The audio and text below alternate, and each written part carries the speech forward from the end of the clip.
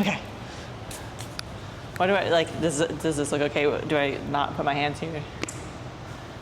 Sorry, You're overthinking. No, you can do whatever you want. Just, this is the story we're trying to tell about what you're sitting on right now. We're trying to tell a story, and we're trying not to evoke sales Regina. Got it. You too can look like You me. too. Good chat. We'll start with a few questions, and if we need to bring it in, we can do that. Right, and do I look at you? I guess, right? Was that? Do I look at Leah, or do I look at? Oh, if you look at Leah, this is forever. I think you can look at Leah. I think you can look at Leah. Would you rather me try to talk to the camera or talk to Leah? Yeah, and just have me. If you. Talk to the camera at all. I talk to the wall. Yeah. I think if you talk to the camera, you talk to the camera kind of for a reason. It's another person in the conversation. The camera's me. So it's like you're talking to her, but you're also talking to me. When I'm talking to her and I want to like share it with you, then I can pull you in. Yeah. You Okay. Like, oh, I want to tell the audience. I'm talking to you when I say something, and I'm like, oh, I want to talk to the audience. Hey, this thing. Kind of look at the camera. Okay, that's good to know. Yeah. What questions do you have? Are we starting? I don't know, man. Are you rolling? I'm not sure if this shot is the best. Well, we can start, and then. Do you want it as a vertical video? What's the most shareable? Vertical. Yeah, probably.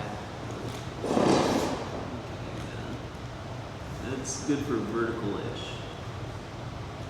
Which I was like. Plus the whole thing's in frame. So that's not bad. Yeah. Perfect. Zaylin, do we have permission?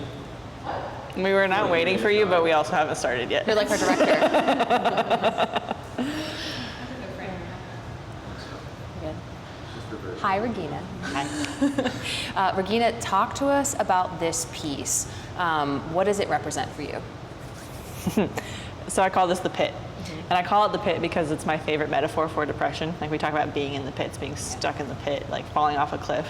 And it's that like deep, dark, gloomy place. And I wanted to be able to play with these things like depression and anxiety in a non-clinical way.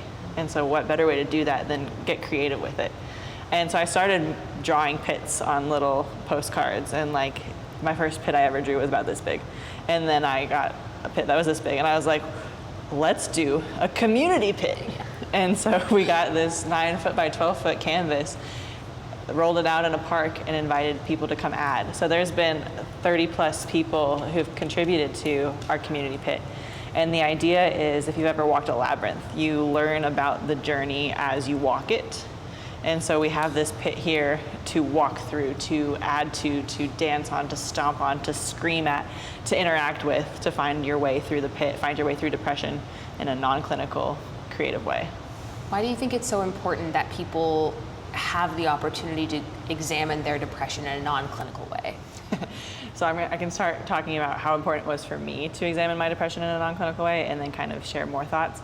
But for me, I needed a bigger story for my depression. Like I tried the medication, I tried the therapy, and I was like, there's like, it's still here. There, like it's not touching it the way I needed to. So I was continuing to be stuck and just twisted up. And when I was able to like loosen that grip, it was because I was able to turn the experience and take a new perspective on it. And that that choice in and of itself was a creative choice. And like I didn't call myself an artist. And yet, the more I lean into my authenticity, the more creativity flows. And things like this kind of just come into being for me. And so it was important for me that it wasn't just this story where it's like you have this diagnosis and this is how you handle it. It's like, okay, there's a bigger story here and I need to help tell it for myself and then also for other people. Is that why it felt really important to you to make this a physical piece as opposed to just a story you're telling?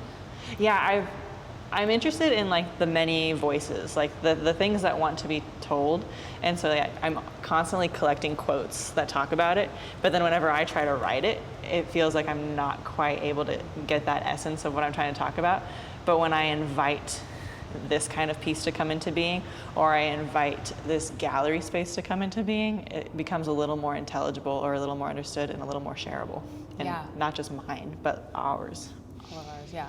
So what did this teach you about how to handle your own depression? What did this teach me about how to handle my own depression?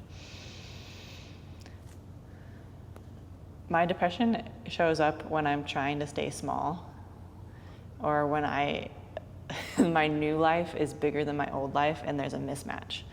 And so this piece reminds me that depression is here to teach me about that contracting to expand. So like life is a process of becoming and becoming some more. And so there's always this little collapse, and that's what I call my depression. And then I expand and become more. And so just the way that the pit was this, and then it was this, and now it's this, and now it's this, and will probably happen year to year to year, reminds me of like, oh yeah, depression is just a teacher that's here to teach me about contraction and expansion rather than a disease I have. Yes, that feels like an important piece. It's interesting too because the pit started out black. I was here for it to begin. And then you add all this stuff onto it. So you see the layers of darkness, but you also get all of these bits of color, which is actually a very important, I think, interpretation of what depression actually is. And to your point of it being expansive, like it's a teacher, like it's a lot, but it's also really good. But it's a lot, but it's also really good. It's a lot, but it's also really good. Yeah, and then like, it's surprising. So people come in and they're like, this is the pit, and then they look at it and they're like, oh yeah, this is the pit, but like, look at all this color. And we made it together. Like if I had just done it, like when I was just drawing doodles by myself, it stayed dark. Ooh. But when I brought it out to community, it got lighter. When you watch people interact with a piece, how did they come at it tentatively? Did they dive in and be like, yeah, let's go, depression pit? Or like, what was that experience like? Dude, whenever I call myself a depression coach or bring up the word depression, people are like, like really? And I was like, yes. But like the entire point is to start taking this thing that's so stigmatized and be like, no, like there's merit here, like there's goodness here, there's beauty here too. And like, we're also gonna talk about that. So people, when the gallery is full and people don't know that they can walk on this, they kind of like appear next to it and they're like, oh gosh. Or they'll like dance around the edges. And there's so many times where I come up to like behind someone who's like, hey, you can walk on it if you want to. And they're like, put a toe in. Or then eventually, like I got to watch some of the artists in the show, like one girl specifically, her father was here and they came and like sat together in the center and just like looked at each other. Or there was this group of teenage girls who like confidently walk through the doors, come into the gallery and see this and they're like, oh hell yeah, I can dance on this. And they just start like, and I was so here for that. Yeah. That feels kind of like a really beautiful mirror of how you could handle depression, of like the way you skirt around this could be the way you skirt around it. And you've had an opportunity to come along and be like, hey, you know what, depression, you can't just dive in. You can get in there and see what you find. Yeah, the way might be through. Would you like to try it? And when you're willing to dive in and see what happens, it's, in my experience, it's so much more refreshing. Because you're not just like, oh, what's wrong with me? What's wrong with me? I need to fix. It's like, well, maybe something's not wrong with me. Maybe I just need to learn something. What might that be? Would you, I guess that probably is one of the reasons why art is a great container for that, is it's more playful, and with art you can't really get it wrong. So there's an invitation there, it feels like to me, with depression too, is like it's not like clinical is, you know, it's right or wrong, you're sick or you're not. But with this, it just feels more invitational, of like you were allowed to explore what this means for you. We have this like longing for certainty and like right and wrong and make it make sense. And fortunately or unfortunately, I think fortunately, like life isn't like that. Like the more skilled we get with being able to navigate uncertainty, the better life is, the more enjoyable life is, the more comforting life is, the more we can find our way through. Yeah. Is part of this, like the art piece, an invitation to help people understand, like they don't have to be afraid of it? Like it's an invitation to bravery? Invitation to bravery, yeah. And that courage, it's like, it's not you're courageous or you're fearful, it's, oh, I'm afraid and I'm going forward anyway. Like that's courage. And so your fear is welcome. Like it's not a problem. Liz Gilbert talks about how having fear in the backseat of the car rather than the driver's seat. It's like, okay, like what happens if fear is a companion, or like fear isn't a problem? Yeah. Depression isn't a problem. It's part of the journey.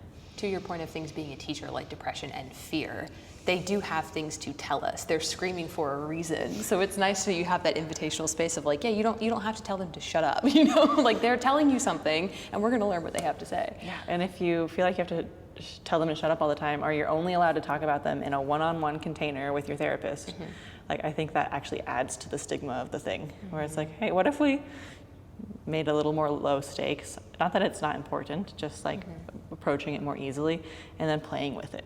Like if we play with it with some paint and glitter, or we play with it with the needle and thread and stuffed animals, or weaving, or collage, or we play with it through singing, like just finding a way to make it a little more accessible and maybe even fun. Is that why you've paired this as a communal piece, but also with the Reconnection Day?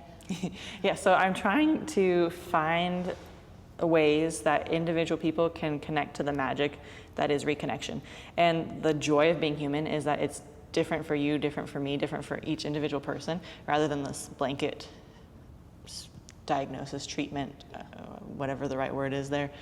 It's about finding that particular way that it works for you. And so it might be reconnecting to creativity. It might be reconnecting to nature. It might be reconnecting to movement or nutrition or sleep even. But whatever that is, it gets to be yours, and it doesn't have to be all the things. Like it could just be one thing that you get really focused on, or it could be like 3 things or 5 things, and you have all these little tools in your tool belt. Yeah. Cool. Thank you for asking me questions. You're very welcome. Would you like to share anything else about the whole process, anything we didn't talk about that you really have pressing on your heart that you need to share? People keep asking me, or like people keep telling me about like, wow, Regina, like this was a big project you undertook to get all of this together.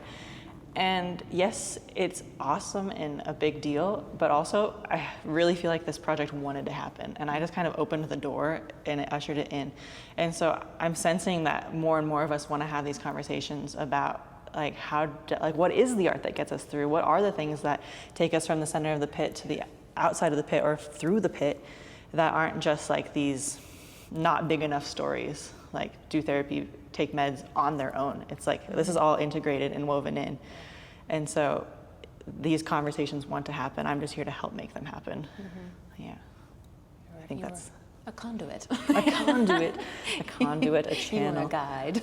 Exactly. I like to think of myself as like a little lantern holder in the pit. So it's like you might be like very dark in the dark depths of it, and I'm just kind of over here being like, hello, I have a little light. Do you want to come this way? We can try this way, or we can try that way. If you want to stay where you are, that's fine too. I'm not going to force you to do anything. Yeah. Oh, that's so nice. And I think too, you don't steal somebody's opportunity for bravery, and that's a really important step for someone. You just invite, like you said, they open that door, because that is a gift. Being able to feel what it feels like to be courageous is a gift, even though it feels terrifying. But you haven't robbed anyone from that. You have offered them that experience. I think it's really beautiful. I think we forget that a lot. Like so often we are robbed of the opportunity to be brave, or like robbed of the opportunity to show up. Yeah, and like the point of things like depression in my life is like, okay, here's an opportunity, Regina, you're gonna take it. And it's like, the more I'm able to step up for that opportunity and like rise to bravery, it's like, okay, like let's go. And then like the me 5, 6, 7, 8, 9, 10 years ago could never have done this. But because I kept answering this opportunity for bravery, now things like this kind of happen on their own, like with my facilitation, but not my force. Yeah. And that's what I want people to know, is like the more you answer that expansion, the more. Yeah. I think that to me feels really important, that because it's the fear part, you have to invite it all with you, because like you said, it doesn't go away. No. And if you try to cure the fear before you do the thing, that's just not how it works. Yeah, let's stop trying to cure things that don't need to be cured. Yeah. Let's learn. Yeah. Because like we're here to learn. Just that integration. Yes. God, that was beautiful. I feel more understood now. Yeah, good. More great. intelligible. Yeah. Was there anything like specifically that I need to say again, or what do y'all think? What I miss? Reconnection Day? You kind of did a little bit. I was We mentioned, but yeah. more about, because I love the part when we were talking about like the stuffed animals, the tapestries, the watercolors, and that was a great opportunity in post to have clips of those things, just like interwoven. And then you kind of rolled into Reconnection Day, but giving a couple more sound bites about what Reconnection Day actually looks like, to overlay with footage of what Reconnection Day was, would be really great. Ooh, yeah. So it's like this is the art that gets us through, which is all about how we can make the creative things to get through the hard times. And what we've done now is created a gallery with over 100 pieces from 43 different artists that hold that space. And so not only do we have all of this art on the walls, we have this space to be in now. And so with Reconnection Day, we're opening the doors, we're inviting people in to come play in this space, to come interact with the pit check, to fill the room up with singing, to learn how to squiggle draw to get through depression, to go connect with the nature. And it's literally about using the magic of the art that gets us through to figure out what specific tool you need to reconnect for yourself, even if you're not an artist. Like we're not inviting you here to come be this person who has to prove how artistic you are. We're just taking the stakes way down and just coming and playing in a space that is inherently inspiring with a topic that can be really heavy, but it's so meaningful. So that's kind of what I wanted to say about that. Give me a book about when it is. Ooh, okay, so I would say if you want to see this cool stuff and all the other cool paintings and stuff that I could show up pictures of that, then yeah. If this is interesting, check it out. Yeah. So if you want to interact with the art that gets us through, and you want to know what it's like to be in this space and find your way through for you, we're doing Reconnection Day on October 18th. What else do I? Yes, we're doing Reconnection Day on October 18th at Clear Story Arts with the Chattanooga Depression Care Collective. That works. Give me an intro free. I'm Regina Gee, and you're watching Disney. Oh, man, this was a privilege